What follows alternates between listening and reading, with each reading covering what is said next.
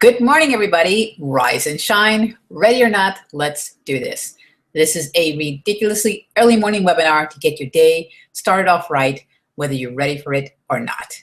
There's a little bit of mindset, a little bit of business sense, something for the MLM, network marketing, small business, brick and mortar, something here to get your business running, up and running like a well-oiled machine.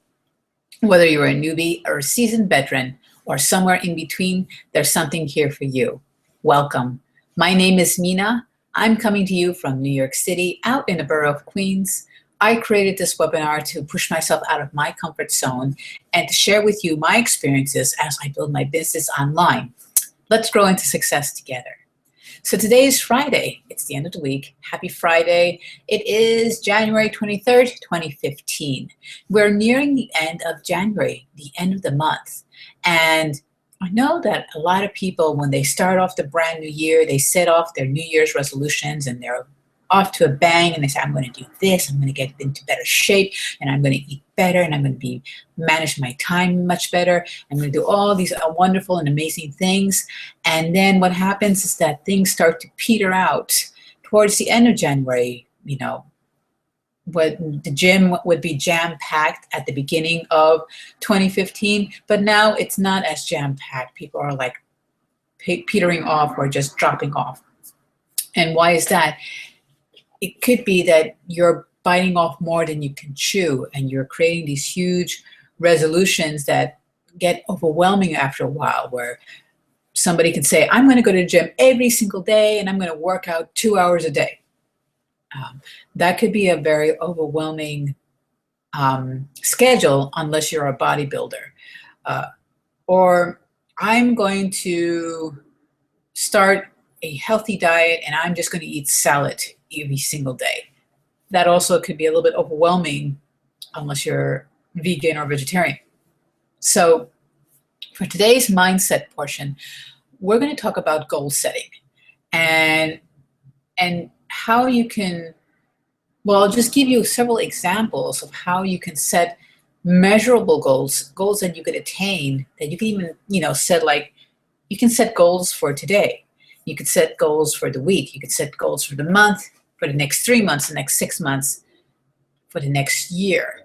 So it's sort of taking baby steps, making goals realistic so that you can reach them, and then going on to the next plateau. So let me look at my notes here. Of course, I'm always inspired by John Maxwell, so that makes up the bulk of these webinars is John Maxwell. And so what he says here, he says, if we want to succeed with our resolutions, we need to make them measurable and attainable. So you have to be able to reach them. You can't make your goals so far-fetched that it's difficult to reach them. We're all human.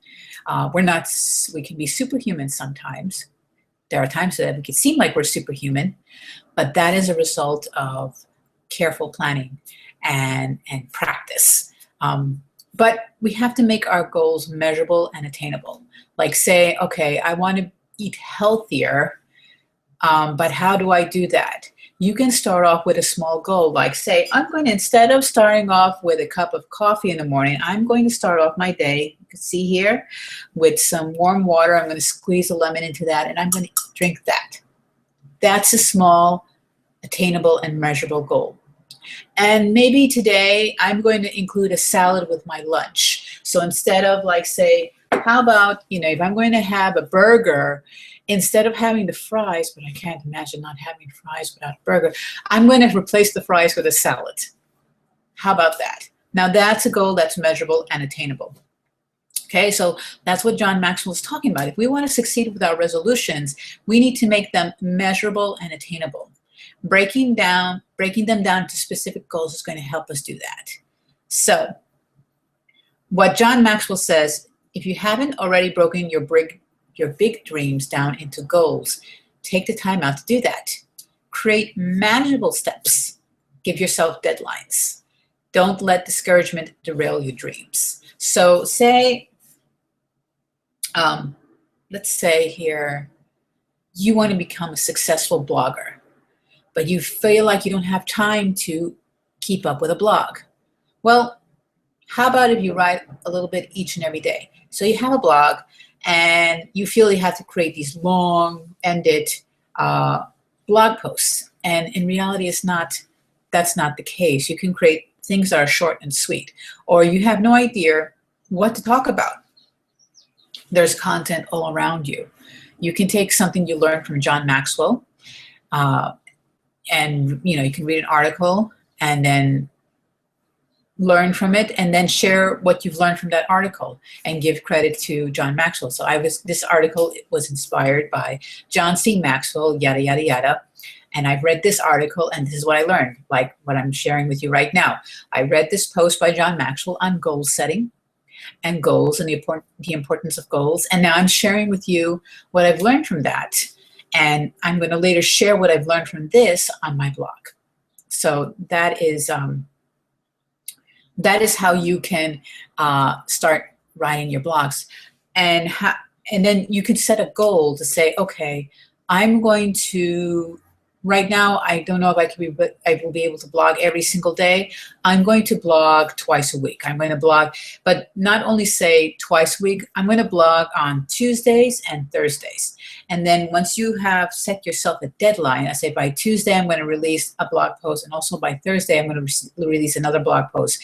And then when you have those goals in mind, then you start to think, okay, how can I meet my deadlines? And then when you ask your brain that, your brain is saying, okay, well, you need to prepare in advance. If you're going to create these short blog posts that you're going to upload on Tuesday and Thursday, you need to do your research on the weekends, maybe. Or you could set time aside each day to do your research for your blog posts and set your agenda so that you can hit your deadlines on Tuesday and Thursdays to upload your blog posts. Or if you are like, no, I'm going to upload a blog post every single day. But I know that if I'm going to upload a blog post every single day, it has to be short and sweet. It doesn't have to be very long. And then you can create a schedule. Say, okay, if I'm going to upload a blog post by 8 a.m. every morning, I know that I need to have a schedule to do my research, to write those blog posts, and to make sure that I make sure I'm uploading by that same time each and every day. So you're creating yourself these goals, and you have to make sure they're measurable, and attainable. Perhaps in order to make it more measurable and attainable, you can take one article that inspired you and break it down into little chunks. And then from that article, you create a blog post for the 5 days or the 5 weekdays. So these are just little goals that you can make, in order to make them measurable and attainable. And we took writing a blog post as an example. I'm giving you ideas of how you can upload, if you want to upload every day, how you can make your goals just that more measurable and attainable. And your readership will appreciate you because you're taking a blog post and you are squeezing the juice out of that blog post in terms of finding more ideas or repurposing it, but you're always giving credit where credit is due, and you're just sharing what you've learned from that blog post and what you're sharing with other people. Okay, so here are some inspirational quotes about goals and goal setting. Here's one by Napoleon Hill. A goal is a dream with a deadline. That is a goal. Goal is a dream with a deadline. Brian Tracy says, goals are the fuel in the furnace of achievement. Yogi Berra says, if you don't know where you are going, you'll end up someplace else. Jim Rohn, discipline is the bridge between goals and accomplishment. Lou Holtz says, if you are bored with life, you don't get up every morning with a burning desire to do things, you don't have enough goals. Well, that's powerful. Let's say that again. If you are bored with life, you don't get up every morning with a burning desire to do things, you don't have enough goals. So you need to start setting more goals. Les Brown, this is a nice one. Shoot for the moon. Even if you miss, you'll land among the stars. Nice. Let's see. Only those who will risk going too far can possibly find out how far one can go, by T.S. Eliot. And there's so many more inspirational Quotes on setting goals. Oh, here's another one by C.S. Lewis. You are never too old to set another goal or to dream a new dream. And here's the last one. A goal is not always meant to be reached. It often serves simply as something to aim at. And that's by Bruce Lee. So as you can see here, goals are very important. So what are your goals for today? Perhaps it could be, hey, before your weekend, if it is health-wise, perhaps it's to drink some more water. That's a good goal, and that's measurable and attainable. Or to, take some time after you have lunch to take a walk around the block so that you get some air and some oxygen to your brain so that you're more productive when you get back to work. It could also be, hey, well, what is my goal for today? My goal for today is to have a yummy dinner that's unlike no other that I usually do for the week. And so I already have that goal set. And right after this, I'm going to go and achieve it. So that's a small, measurable goal. For your business, what is a small, measurable goal for your business? How about producing content every single day? It could be a quick video, a quick 5-minute video. I encourage you and challenge you to do that. Do something to put up content every single day. This is my form of content. This hangout is to create value, learn, and then teach it to you. So that is the mindset portion of this hangout. Now I'm going to share with you the business sense portion. And I'm going to ask you a question. Have you realized that it's difficult to remember things, that sometimes that, you go into the room because you need to get something, and then once you step into that room, you realize you've forgotten what it is. Or if you've read something, you immediately forget about it. Well, I'm going to share with you some wisdom from Jim Kwik. Jim Kwik is, he's really good at remembering things. And it's a result from his childhood where he had, not saying he had special needs, but he had difficulty learning things. But then he trained himself. He taught himself to learn and remember things. And he now dedicates his life to helping others do the same. So I'm going to share with you an article from him called Unleash Your Super Brain. I'm not going to share with you the entire article, but I am going to share with you some tidbits about that. So let me go to my notes here. And one of the ways that you can unleash your super brain is, let me see, strengthen your memory. Mnemonics. I don't know if I'm pronouncing it right there correctly. Mnemonics. Okay, mnemonics. Pretty much mnemonics is that you have a word like mom, and each letter of that word represents something. Like, I think that if I remember when in my college days in chemistry, was it chemistry? Huh? There was a famous mnemonic in chemistry, and I don't remember it because I didn't major in chemistry. In fact, chemistry was one of my difficult subjects. Anyway, but I'm going to share I'm going to share you a mnemonic that Jim Kwik shared on this article, which was Mom Knows Best, which is a memory mnemonic. And M is motivation. So when you meet someone new, you need to take a moment and ask yourself, why do I want to remember this person? Why do I want to remember his name?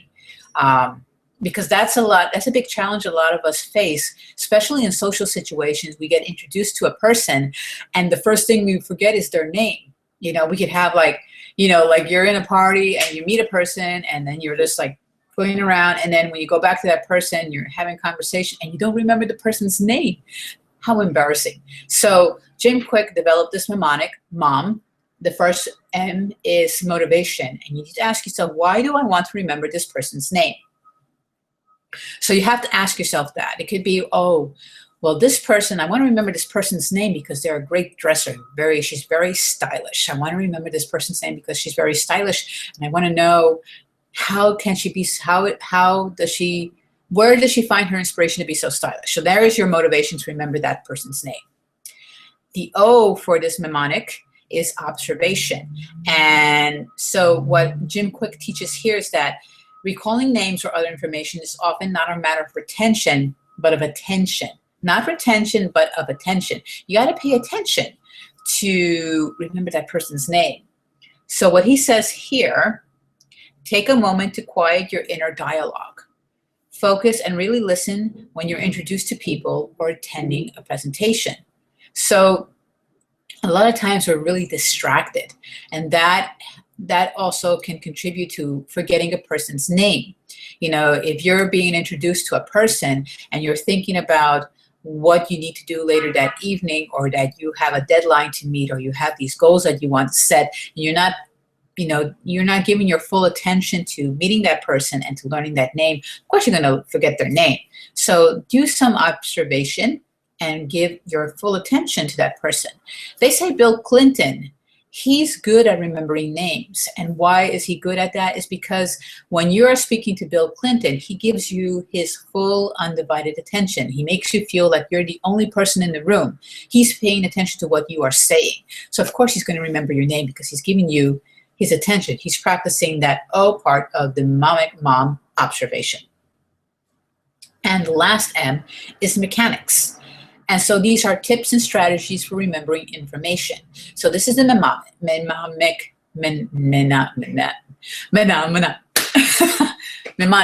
mnemonic for remembering is the motivation. Why do I want to remember this person's name? Observation, giving your full attention to this person so that it makes it easier to remember his or her name. And mechanics, what are the tips and strategies to remember this person's name? Okay, so here's the second thing that this article shares is, picture this: never forget a name again. So what he says here is to create memories. Quick says, create memories that are easier to retrieve than words alone. So here's another mnemonic, pi. To remembering a person's name is easy as pie. The P stands for to pick something on the person's face. Pick something, the person's eyes, their nose, their mouth. Imagine the name, okay? That's the I in the mnemonic, the I. Imagine the name. And E, entwine the two in a picture that has action, exaggeration, and logic. So let me go through those three parts of pi, of the mnemonic pi. Pick something on the person's face. It could be the person's eyes. I, imagine a name. And then E, entwine the two in a picture that has action, exaggeration, and logic. So here's the example that Jim Quick gave. You, at a gathering, you meet a person, her name is Joyce. And he picked a place on Joyce's face. For example, her green eyes. And then he imagined her name as a sounds like picture. And for him, Joyce sounds like juice. And then he entwined Joyce's eyes with juice by visualizing orange juice being poured into her eyes. So that sounds absurd, but it makes him remember her name. So let me go through those steps again. So for the mnemonic pi is that you're going to picture something. You're going to pick something on that person's face, their eyes, their nose, their mouth.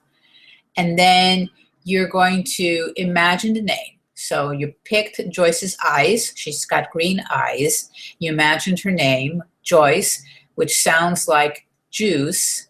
And then you entwine those two, her eyes with juice. Imagine juice being poured into her green eyes.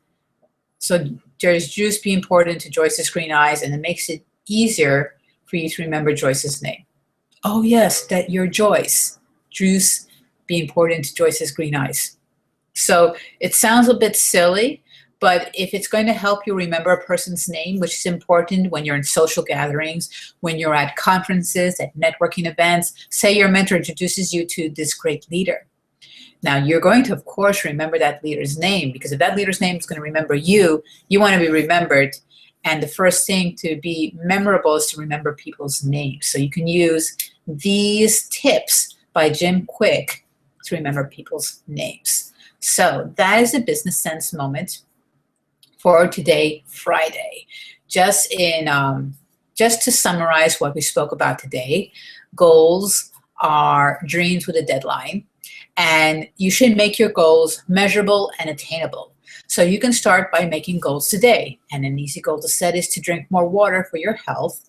And also another goal that you can set is to have 10 minutes of quiet time, or 10 minutes or 20 minutes of quiet time where you're not thinking of everything you need to do, but you are taking some deep breaths and you're meditating so that you can get ready for the weekend. Small, attainable goals. Make your goals small and measurable, attainable and measurable. And that's the importance of goals. Don't let your resolutions overwhelm you. Break your resolutions down into goals. And for the business sense, some quick tips to remember things through mnemonics. MOM is to remember people's names, is motivation, observation, and mechanics. Motivation is to ask yourself why you want to remember this person's name. Observation is to give them your full undivided attention so that there are things that you see about them that intrigues you and it helps you remember their name more.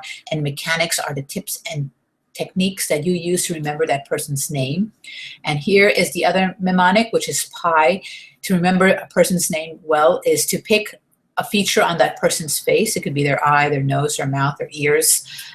Then imagine their name, and maybe it sounds like this, sounds like that, and then entwine the two together and think of something silly and absurd, but something that's going to really help you remember that person's name.